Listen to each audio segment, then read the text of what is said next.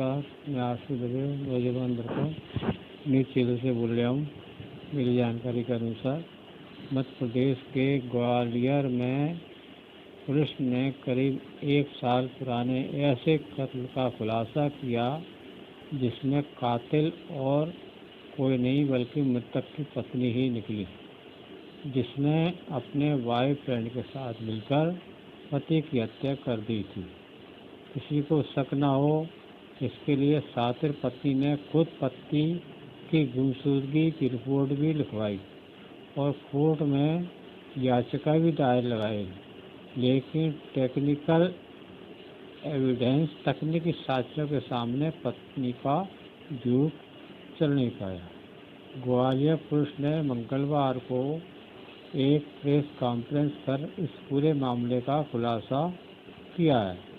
दरअसल पुलिस के पास 15 अगस्त 2020 को एक महिला अपने पति फेरन जाटव की गुमशुदगी की रिपोर्ट लिखवाने आई थी। पुलिस गुमशुदा की तलाश कर रही थी कि इसी बीच महिला ने कोर्ट में बंदी प्रत्यक्षीकरण याचिका।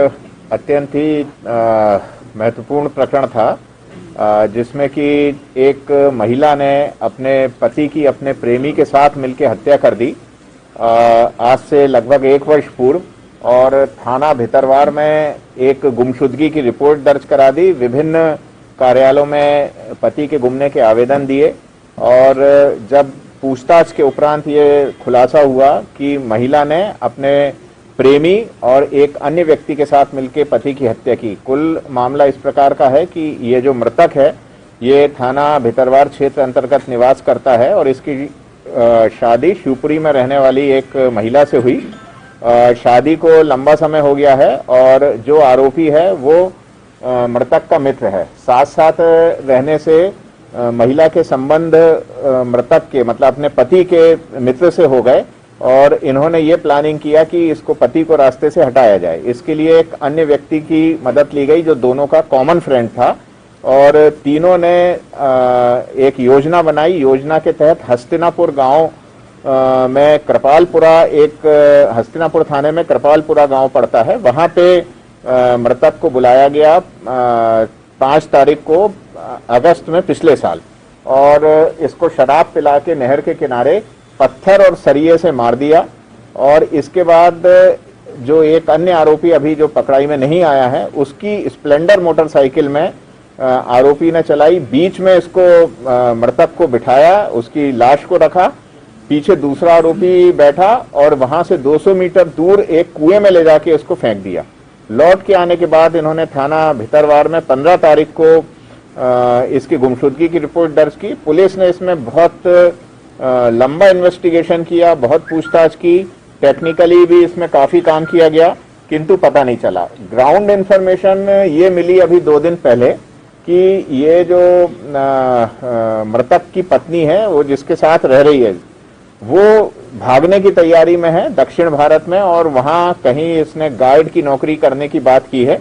जब ये इंफॉर्मेशन मिली थाना भितरवार में तो एडिशनल एसपी ग्रामीण, एसडीओपी भितरवार और टीआई भितरवार और इनकी टीम ने लाके थोड़ी कड़ाई के साथ पूछताछ की तो ये आरोपी टूट गया और उसने पूरा घटनाक्रम बता दिया। इसमें मृतक की पत्नी और जो कॉमन फ्रेंड था वो, ये दोनों अरेस्ट हो गए हैं। एक अन्य आरोपी की अभी तलाश जारी है और कुएं से जो नरकंकाल मिला है उसकी पहचान हम स्थापित कर रहे हैं डीएनए टेस्ट करा के, और ये जो मृतक का स्केलेटन मिला है ये दोनों पकड़े गए आरोपियों की निशादेही पे मिला है। इसमें थाना हस्तिनापुर में धारा 302, 201 भारतीय दंड विधान के तहत अपराध पंजीबद्ध कर लिया गया है और जिसका इन्वेस्टिगेशन किया जा रहा है। इसमें दो बातें थी। एक तो यह है कि जो मृतक है ये हुरावली में किराए के मकान में रहता था, परंतु इसके गुमने के बाद कुछ समय पूर्व ये महिला जाके